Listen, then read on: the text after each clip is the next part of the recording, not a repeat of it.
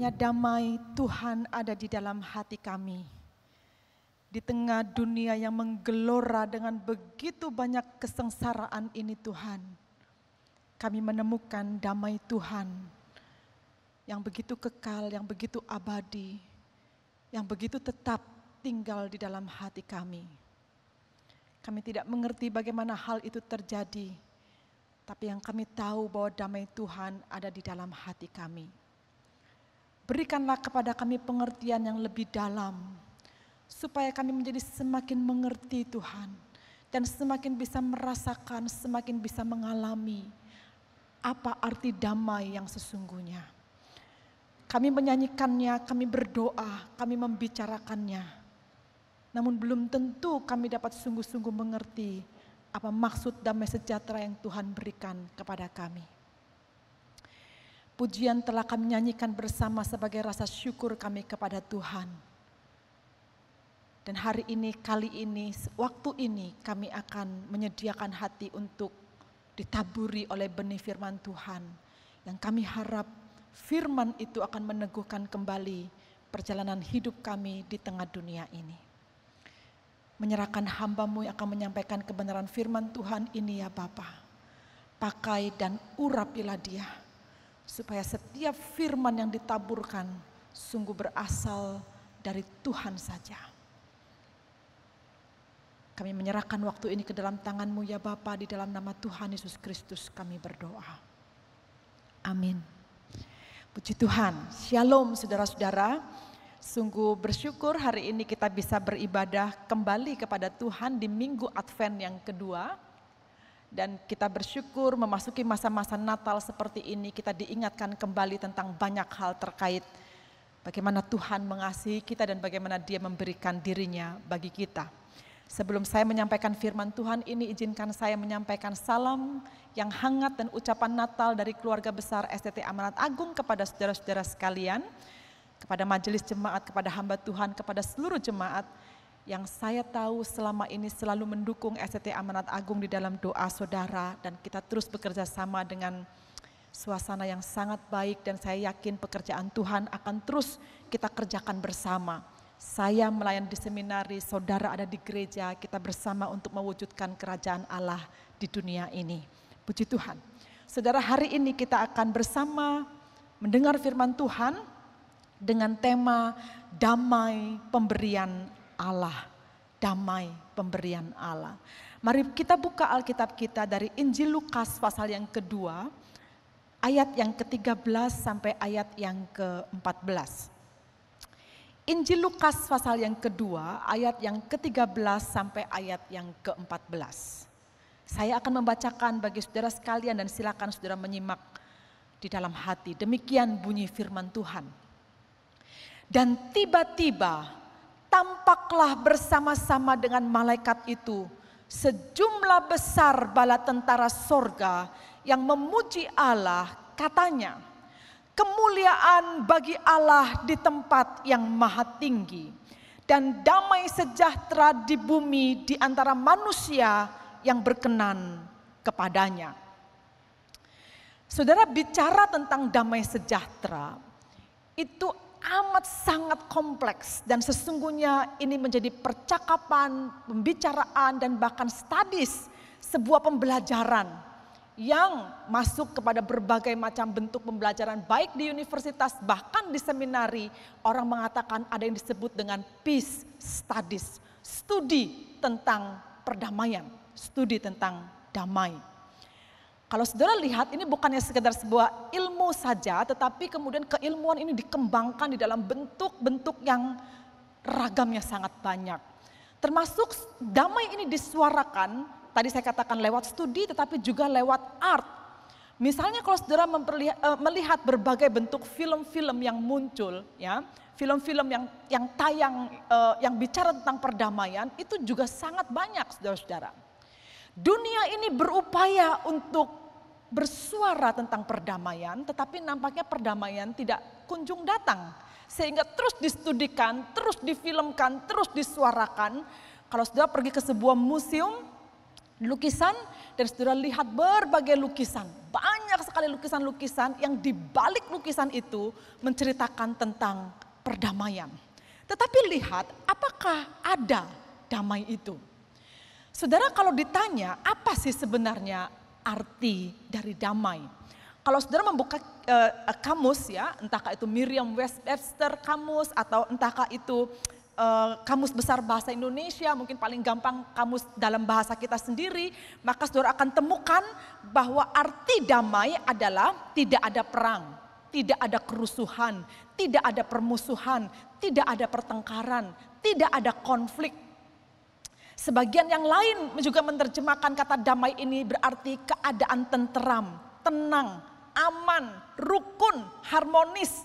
Itu adalah kata-kata yang dipilih untuk dilekatkan pada kata damai.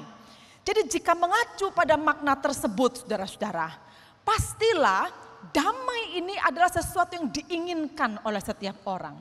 Living in peaceful life. Kita hidup di dalam kehidupan yang penuh damai itu adalah kerinduan setiap orang. Ya kan? Kehidupan penuh damai, Anda dan saya mengharapkan demikian. Tetapi ironinya saudara-saudara, dalam kenyataan hidup yang kita jalani setiap hari ini, nampaknya kehidupan damai itu seperti jauh sekali dari harapan. Setiap hari kita dipenuhi dengan hiruk-pikuk kehidupan. Kalau saudara perhatikan ya, dari hal yang kecil sampai yang besar, itu sulit sekali kita menemukan arti damai yang sesungguhnya. Misalnya kita lihat pertengkaran kecil dalam rumah tangga, sampai kemudian membesar dalam bentuk kerusuhan yang meresahkan seluruh penduduk kota. Itu semua bicara tentang keresahan orang mengenai perdamaian. Dari permusuhan pribadi sampai perang antar suku bangsa kita alami. Dari kecemasan dan kekhawatiran sederhana menjadi kegelisahan yang begitu besar, ketakutan yang begitu besar ada di dalam hati kita. Artinya saudara-saudara, kita bisa melihat bahwa kita betul-betul dilingkari atau atmosfer kita ini, seluruh atmosfer yang kita hirup ini adalah bicara tentang sesuatu yang bukan damai. Jadi damai ini seperti sebuah angan-angan. Sesuatu yang ada di dalam imajinasi tetapi tidak muncul di dalam realita. Terlebih lagi jika dikaitkan dengan kondisi 9 bulan terakhir ini. Semua kita sudah sangat lelah hidup dengan virus corona yang sangat mematikan dan menyerang dengan ganas seluruh penduduk dunia, saudara-saudara. Sungguh amat sangat menggelisahkan hati. Tidak ada orang yang tidak merasa takut hari ini. Tidak ada orang yang tidak merasa gelisah. Tidak ada orang yang merasa aman di dunia ini. Kalau saudara ingat, kita ini pernah mengalami berbagai macam struggling yang sangat hebat terkait dengan kehidupan. Di tahun 1998, saudara-saudara, banyak sekali orang-orang Indonesia merasa tidak aman lagi tinggal di Indonesia. Tidak aman lagi tinggal di Jakarta, apalagi yang menjadi pusat kerusuhan pada waktu itu. Semua orang takut. Tetapi dalam ketakutan itu orang masih bisa berpikir, kalau begitu kita carilah tempat yang lebih aman. Jadi tidak sedikit orang pada waktu itu berpikir dan memutuskan untuk pindah keluar dari Indonesia dan menetap di luar negeri. Tetapi sekarang saudara-saudara, jangankan kita berpikir untuk keluar negeri. Keluar dari rumah kita sendiri pun sudah diatur oleh undang-undang negara dan bahkan bisa dikenai sanksi apabila melanggar protokol kesehatan di dalam perjalanan yang kita lakukan yang tidak begitu jauh dari rumah kita.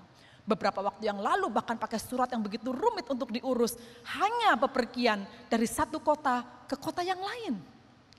Waktu itu ada dosen STT Amanat Agung yang sedang riset di Yogyakarta, tidak bisa berbulan-bulan masuk ke Jakarta karena itu ada larangan tidak boleh masuk ke Jakarta saat awal-awal pandemi di waktu bulan Maret, bulan April itu sudah susah sekali untuk pergi melewati sebuah perbatasan. Nah, hal ini dilakukan saudara-saudara supaya orang tetap aman. Tetapi apakah aman? Terbukti bahwa kematian terus meningkat. Orang yang terpapar juga terus meningkat. Terus diberitakan di televisi dan membuat orang semakin stres ketika mendengarkannya. Nah, hal ini saudara-saudara kemudian membuat kita tahu bahwa imbasnya ini bukan hanya masalah sakit dan kematian mengenai virus ini. Tetapi juga roda ekonomi menjadi terhenti dan bahkan sulit untuk dikendalikan. Saudara, dalam hal ini kemudian pemerintah berupaya untuk menyeimbangkan agar perusahaan-perusahaan bisa mulai membuka usahanya kembali dan kemudian menerapkan protokol kesehatan dengan sangat terbatas untuk memilih siapa yang masuk dan siapa yang tidak masuk. Saudara, hari ini semua orang di dalam pengaturan yang sangat tidak biasa. Itu sebabnya saudara masih terus beribadah di rumah sampai hari ini. Orang masih banyak bekerja dari rumah, sekolah dari rumah. Semua orang di segala lapisan, di seluruh penjuru dunia, bukan hanya di Indonesia, mengalami stres yang sangat kuat sekali. Susah mengendalikan dan menata hidup dengan kondisi yang amat sangat terbatas ini.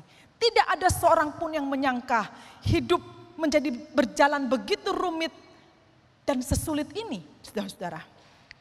Karena itu kalau kita bisa lihat kenyataan ini sungguh berat untuk ditanggung dan kita setuju akan hal itu. Dan kita terus bertanya, kapan pandemi ini akan berlalu gitu. Kapan hidup bisa kembali normal, not the new normal sekarang yang kita lakukan, tetapi kembali normal seperti sebelum masa pandemi. Bahkan orang banyak memprediksi bahwa setelah pandemi ini bahkan kita tidak bisa lagi hidup seperti masa sebelum pandemi. Saudara, semua orang mengeluarkan prediksinya. Bahkan kalau saudara lihat hoax itu muncul di mana-mana sampai orang bingung mana berita benar dan mana berita yang tidak benar. Semua orang berupaya untuk menemukan jalannya sendiri supaya dia bisa memperoleh sedikit ketenangan. Tapi adakah ketenangan itu? Nampaknya juga tidak ada. Saudara, dalam pandangan secara umum, damai selalu dikaitkan dengan keadaan yang baik dan harmonis. Itu sebabnya perdamaian biasanya disimbolkan dengan tangan yang berjabatan. Sekarang kita nggak bisa berjabatan tangan. Kalau di gereja dikatakan, ayo kita salam damai. Salam bagaimana? Tadi waktu ada orang, pada waktu mau berdoa, ada satu aktivis mau menghampiri saya untuk salaman, saya sudah begini. Lalu dia katakan, wah udah diblok ini sama ibu, tidak bersalaman. Tidak bersalaman. Jadi ada sesuatu memang yang berubah dari kehidupan ini. Tangan yang berjabatan, untuk lambang perdamaian itu menandakan tidak ada percekcokan, tidak ada konflik dan harmonis. Tapi benarkah Alkitab mengajarkan demikian tentang damai? Itu pertanyaannya. Mari kita perhatikan saudara-saudara apa yang dikatakan oleh malaikat Tuhan yang dalam nyanyian dikumandangkan menandai tentang kelahiran Yesus itu. Syair ini sangat pendek sekali, tetapi mengandung makna yang sangat dalam sekali. Yang sangat mungkin banyak orang Kristen tidak memahami syair ini dengan baik. Tapi saya harap kita semua hari ini bisa memahaminya dengan baik. Malaikat Tuhan itu mengatakan begini di dalam nyanyiannya, kemuliaan bagi Allah di tempat yang maha tinggi, dan damai sejahtera di bumi di antara manusia yang berkenan kepadanya. Seorang penafsir ketika menelisik tentang ayat ini, dia mengatakan poin penting yang harus digarisbawahi dari nyanyian malaikat ini adalah meskipun Allah menawarkan damai ini bagi seluruh umat manusia di dunia, tetapi hanya orang-orang yang benar-benar mengenal dan percaya bahwa Yesus Kristuslah Mesias yang dapat mengalami damai dalam arti yang sesungguhnya. Saya akan jelaskan hal ini baik-baik untuk menjadi konsentrasi khotbah saya hari ini. Jadi kalau saudara perhatikan, pengertian damai yang diberikan oleh Allah ini sangat berhubungan dengan pengenalan kita akan Tuhan. Sekali lagi saya ulangi, pengertian damai yang diberikan oleh Allah ini sangat berhubungan dengan pengenalan kita akan Tuhan. Dan bukan hanya sekedar sebuah keadaan tanpa konflik. Bukan sebuah keadaan tentang penderitaan saja. Nah, jika kata damai sejahtera ini menjadi bagian penting dalam nyanyian malaikat, menjadi keywords dalam nyanyian malaikat ini tentang kelahiran Yesus, yang memberitakan tentang kelahiran Yesus, tentulah kata ini menjadi sangat penting, saudara-saudara. Damai sejahtera yang diberikan Tuhan kepada kita. Istilah damai atau damai sejahtera di dalam bahasa Ibrani ditulis dengan kata shalom. Itu kata sapaan yang sering kali kita katakan, bukan? Saat saya membuka khotbah saya juga menyapa saudara dengan kata shalom. Saudara, kata shalom ini arti dasarnya adalah wholeness. Wholeness ini diartikan dalam bahasa kita, bahasa Indonesia itu keutuhan. Tidak ada yang retak, tidak ada yang pecah, tidak ada yang putus. Utuh, keutuhan atau kesempurnaan. Wholeness. Nah, jadi kata ini saudara-saudara, kata shalom atau kata damai sejahtera yang berarti keutuhan atau kesempurnaan ini sering dipakai di dalam sastra Ibrani sebagai gambaran hidup yang sempurna. Gambaran hidup yang sempurna itu dimaksudkan merupakan kehidupan yang selaras dengan kehendak Allah. Kehidupan yang sesuai dengan kehendak Allah. Jadi pada waktu kata shalom ini disampaikan dari satu orang kepada orang yang lainnya, sesungguhnya kata ini mengandung harapan bahwa kiranya hidupmu itu selaras dengan kehendak Allah sehingga kau merasakan kesempurnaannya. Itulah arti pada waktu kita menyatakan shalom kepada orang lain. Supaya hidupnya selaras dengan kehendak Allah dan sempurna di dalam Dia. Arti yang sangat luar biasa indah. Dengan kata lain saudara-saudara dapat dipengerti bahwa damai itu merupakan pulihnya secara sempurna. Pulihnya secara sempurna relasi dengan Allah, dengan sesama, dengan alam semesta, dengan diri kita sendiri. Pulih dalam segala aspek. Wholeness dalam segala aspek, sempurna dalam segala aspek. Saudara, di dalam hal inilah kemudian penafsir ini mengatakan, the wholeness meant well-being in contrast to evil in any form. The peace was the gift of God which was lost because of human sin. Artinya keutuhan dan kedamaian berarti ketiadaan kejahatan dalam bentuk apapun. Damai itu adalah pemberian Allah yang hilang karena dosa manusia. Jadi problem tidak ada damai itu bukan masalah tidak adanya harmonis, tidak adanya perang. Tetapi problem tidak ada damai itu karena dosa. Itu dalam perspektif Kristen tentang damai, saudara-saudara. Tidak ada damai itu karena dosa manusia. The peace was lost because of human sin. Damai itu hilang oleh karena dosa manusia. Itu sebabnya dikatakan bahwa satu-satunya cara mendapatkan kembali damai itu hanya jika dosa manusia itu diampuni. Saudara, itu sebabnya kalau saudara perhatikan ya, sejak dinubuatkan, kata damai itu selalu lekat kepada Mesias yang akan datang itu. Dalam nubuat Nabi Yesaya dikatakan, sebab seorang anak telah lahir untuk kita, seorang putra telah diberikan untuk kita, dan namanya disebutkan orang, penasehat ajaib, Allah yang perkasa, Bapa yang kekal, Raja damai. Nabi Zakaria juga mengatakan hal yang senada. Dalam Zakaria 9 ayat 9 sampai 10 saudara bisa baca di sana. Lihat, rajamu datang kepadamu. Dia adil dan jaya. Dia lemah lembut dan mengendarai seekor keledai. Busur perang akan dilenyapkan dan ia akan memberikan damai kepada bangsa-bangsa.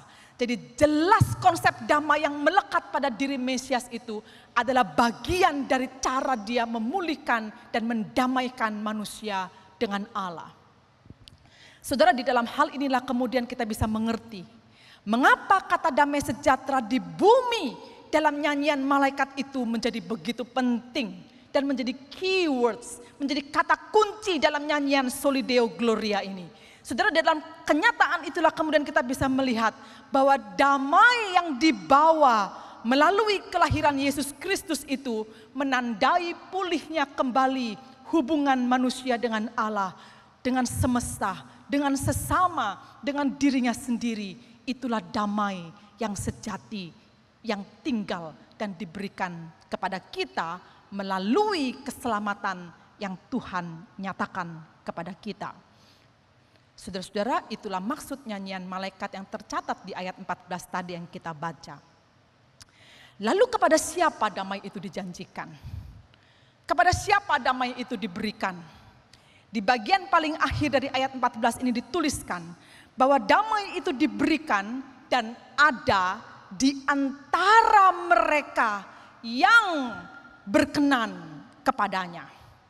Kata berkenan kepadanya itu disebutkan di dalam terjemahan bahasa Inggris dengan kata yang sangat menarik sekali, man of favor. Yaitu orang yang mendapatkan favor, mendapatkan kasih sayangnya Tuhan. Saudara, kata berkenan mengingatkan kita pada beberapa tulisannya Lukas juga. Jadi Lukas ini nampaknya partikular sekali, sangat tertentu sekali dia menggunakan istilah berkenan. Kalau saudara di apps Alkitab itu kan ada ya, saudara coba saja tuliskan kata berkenan di dalam Injil Lukas, maka di situ hanya muncul 6 ayat Lukas menggunakan kata berkenan, saudara-saudara. Kata berkenan yang paling kuat kita ingat adalah pada saat Yesus dibaptis, lalu kemudian ada suara dari langit mengatakan, engkaulah anakku yang kukasihi, kepadamulah aku berkenan. Kata berkenan muncul di situ. Tapi ada juga saudara-saudara perkenanan yang lain yang dicatat juga oleh Lukas. Kata ini muncul dalam percakapan Yesus dengan murid-muridnya. Saudara bisa baca di dalam Lukas 12 ayat 32. Di situ dikatakan, jangan takut, hai kamu kawanan kecil. Dia katakan itu kepada murid-murid. Karena Bapamu telah berkenan memberikan kamu kerajaan itu. Saudara, kata berkenan yang muncul beberapa kali atau 6 kali di dalam Injil Lukas ini selalu berbicara tentang orang yang memiliki hubungan yang intim dengan Tuhan. Itu sebabnya dikatakan oleh penafsir tadi dan saya sangat setuju bahwa damai sejahtera itu diberikan kepada orang yang memiliki pengenalan akan Tuhan dengan baik. Nah, di sini kemudian ada seorang teolog bernama Charles Talbert, saudara-saudara. Dia mengatakan begini, pengumuman tentang kelahiran Yesus Kristus memang untuk semua orang di seluruh dunia. Semua orang bisa dengar, semua orang tahu, agama apapun juga tahu. Tetapi damai itu hanya diberikan oleh sekelompok orang yang mendapatkan perkenanannya. Dan kelompok ini diwakili oleh para gembala di padang yang sunyi itu. Saudara, kalimat ini menarik. Artinya ada sekelompok orang yang memang dipilih secara khusus. Nyanyian ini diperdengarkan kepada mereka. Dan yang mendengar adalah para gembala. Siapa para gembala itu? Yang kemudian mewakili orang yang diperkenan oleh Allah itu. Sesungguhnya saudara-saudara, para gembala ini adalah orang-orang yang tidak pernah dianggap penting. Mereka adalah orang-orang pinggiran, orang-orang yang diabaikan. Secara hukum keagamaan Yahudi, mereka dianggap sebagai orang-orang yang unclean. Kata unclean ini bisa diterjemahkan dengan kata najis, kotor, tidak kudus, tidak murni, penuh dosa. Itulah gambaran para gembala. Mengapa demikian? Sebab pekerjaan menjadi gembala itu adalah pekerjaan yang harus dilakukan terus-menerus tanpa henti 7 hari dalam 1 minggu. Oleh karena itu saudara-saudara, mereka dianggap sebagai kelompok yang terus-menerus melakukan pelanggaran terhadap hukum Musa karena kelompok gembala ini adalah orang yang tidak pernah bisa melaksanakan hukum hari Sabat. Itulah sebabnya kelompok orang yang disebut gembala ini tidak akan pernah bisa masuk ke bait suci meskipun hanya di pelatarannya. Itu sebabnya disebutkan bahwa mereka ini adalah orang-orang yang najis. Orang-orang yang sama sekali kotor dan tidak ada harganya.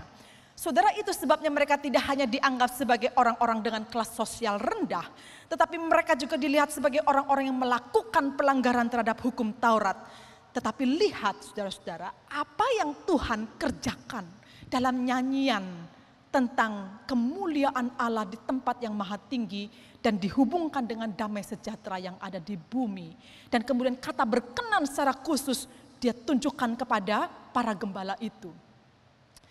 Kalau di dalam pandangan manusia, para gembala ini adalah orang-orang yang begitu banyak trouble, begitu banyak kesusahan di dalam diri mereka, begitu banyak perendahan di dalam diri mereka, begitu banyak ketidakdamaian dalam diri mereka.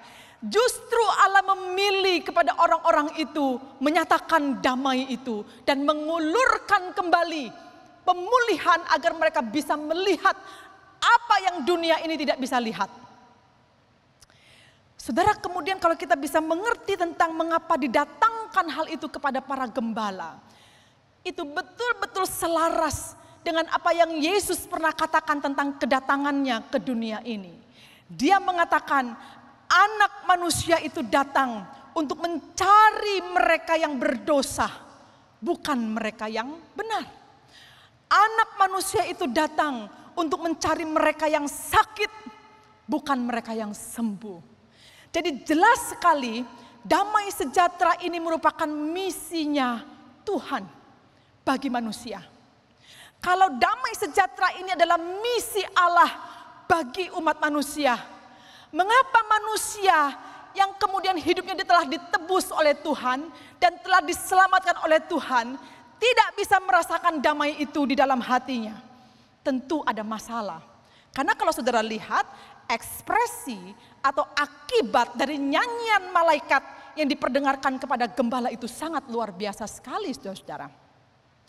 Begitu nyanyian itu diperdengarkan kepada mereka, kehidupan mereka langsung berubah.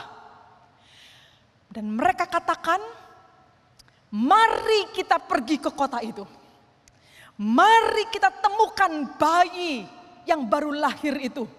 Raja yang baru lahir itu. Kata seperti ini, kata-kata optimistik seperti ini tidak mungkin keluar dari mulutnya gembala. Karena mereka tahu masuk ke kota saja itu sudah tidak mungkin. Karena kalau mereka masuk ke dalam kota, orang langsung mengusir mereka. Karena dengan masuknya mereka ke kota, maka kota itu menjadi najis. Itu sebabnya mereka tidak pernah bisa masuk kemanapun tempat mereka adalah di padang yang sunyi itu. Tetapi hari itu mereka katakan, mari kita masuk ke kota itu dan kita temukan bayi itu. Saudara, dari yang amat sangat tidak berdaya, dari yang amat sangat rendah dan direndahkan orang dalam segala aspek, dari orang yang terpinggirkan secara hukum agama, hari itu mereka bisa berjalan menatap apa yang sedang Tuhan sediakan di depannya. Tuhan, bukankah damai sejahtera yang sangat berhubungan dengan keselamatan jiwa manusia itu mengubahkan cara pikir, cara pandang. Dan pada saat itu sudah dikatakan tidak peduli seberapa susah dan seberapa rendah hidup mereka. Mereka berjalan dalam damai itu. Status mereka tetap sebagai gembala. Orang-orang tetap melihat mereka sebagai orang terpinggirkan. Masalah masih tetap ada. Persoalan tetap bergulung dalam kehidupan mereka. Tapi damai sejahtera Allah yang melampaui segala akal itu membuat mereka bisa berjalan masuk dan mengalami perjumpaan dengan Tuhan. Bukankah saudara-saudara, spirit damai seperti ini harus ada di dalam diri setiap orang percaya? Kalau saudara yakin bahwa saudara adalah orang-orang yang telah diselamatkan oleh Allah, maka saudara adalah orang-orang yang masuk dalam kelompok orang yang diperkenan oleh Allah, yang merasakan damai itu di dalam jiwa dan hatimu sendiri. Saudara, para gembala ini sesungguhnya mewakili kehidupan kita sebagai kelompok orang yang disebut anak-anak Tuhan ini, yaitu saudara dan saya. Kepada kita damai itu telah diberikan oleh Allah bersamaan dengan lahirnya Kristus di dalam hati kita. Damai itu diberikan sebagai tanda bahwa kita telah dibebaskan dari segala belenggu dosa. Dan Allah sendiri melalui anaknya mengembalikan kita pada hubungan yang benar dengan Tuhan. Itulah sebabnya damai didatangkan atas kita. Tetapi kita ingat bahwa damai itu dirasakan oleh orang yang diperkenan oleh Allah. Pertanyaan bagi saudara dan saya hari ini, apakah kita ini adalah orang yang terus berjalan selaras dengan perkenanan Tuhan? Di masa yang susah ini, apakah kita tetap konsisten berjalan di dalam jalan Tuhan? Di dalam masa yang sangat berat ini, apakah kita tetap melihat firman Tuhan sebagai pandu kita? Dan di dalam masa yang sangat berat ini, seberapa yakin iman saudara mengatakan bahwa Tuhan adalah terangku dan suluh bagi jalanku? Saudara, disitulah nanti saudara akan merasakan damai yang sesungguhnya. Karena kita bisa menyimpulkan bahwa damai bukan ditentukan oleh keadaan, damai bukan ditentukan oleh keadaan yang baik-baik saja. Meskipun dunia ini bergelora dengan masalahnya, kita tetap berjalan dengan damai. Karena keselamatan Tuhan telah didatangkan kepada kita. Maka Paulus menggunakan istilah yang sangat partikular sekali ketika dia mengatakan, damai sejahtera Allah yang melampaui segala akal akan memelihara hati dan pikiranmu di dalam Kristus Yesus. Amin. Mari kita berdoa. Kami sungguh bersyukur untuk firman Tuhan yang secara kuat mengajarkan kepada kami tentang apa artinya damai. Tuhan, ampunilah kami kalau selama ini meskipun kami mengatakan bahwa kami ini anak Tuhan, kami seorang Kristen, namun jiwa kami diselimuti dengan berbagai macam ketakutan dan stres yang teramat sangat dan tidak terkendali. Tuhan, mungkin kami lupa bahwa apa yang telah Tuhan bawa dan berikan kepada kami adalah sesuatu yang amat sangat besar. Sesuatu yang memulihkan hubungan kami dengan Tuhan. Sesuatu yang mengampuni kami atas segala kejahatan dan dosa di dalam diri kami. Sesuatu yang mengubahkan kami Tuhan. Sehingga kami dapat hidup sebagaimana yang diperkenan oleh Allah. Kami rindu damai ini kami rasakan kembali di dalam hati dan pikiran kami. Meskipun dunia tetap bergejolak. Meskipun susah dan sengsara kami hadapi di dunia ini, tapi biarlah kami tetap merasakan damai Allah yang melampaui segala akal pikiran itu tetap tinggal di dalam hati kami. Dan kami bisa dengan tenang melihat apapun yang terjadi, kami sungguh yakin dengan iman kami bahwa Tuhan beserta dengan kami. Terima kasih untuk firman-Mu yang agung dan indah ini. Dan kami rindu kami berada dan berjalan di dalamnya. Di dalam nama Tuhan Yesus Kristus kami berdoa. Amin.